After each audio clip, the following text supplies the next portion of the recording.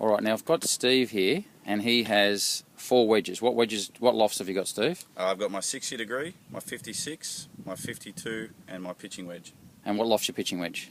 My pitching wedge loft is a 48. Okay, so they're evenly spaced, and it gives him lots of options with his wedge play. Now you can see in the distance over Steve's left shoulder, we've got some noodles set up, and we've got it set up at 50, 60, 70, 80, 90 and 100.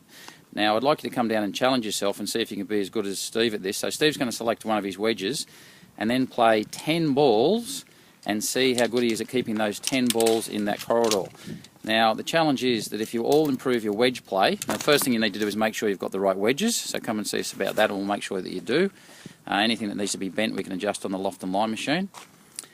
So you need the right lofts and the right bounces and lengths, and then you need to really work on your wedge game. Now if you work on your wedge game, it is the easiest way to reduce your score.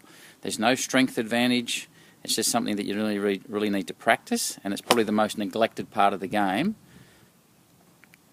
And that's why a lot of the tour players and low markers and pros have so many birdies, because they hit the ball close with these clubs, where the average member is often missing the green completely with these short clubs, and this is where you should take advantage and really be knocking the ball close. So come down and have a go with 10 balls and see how many out of 10 you can get in the corridor, and then you can also be specific with your distance as well as your direction, so you can then pick to hit between certain colours. And as I said, they're placed out there 50, 60, 70, 80, 90 and 100, so you can not only control your direction but also your distance.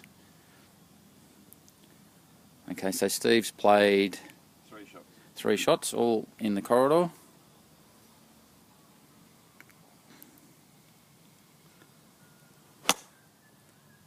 Okay, that might be right, just on the right edge, just missed the right edge.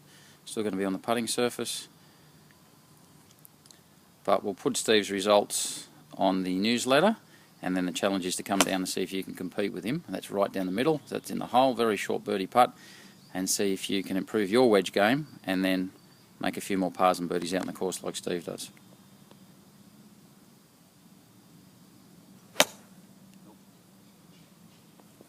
Nice one.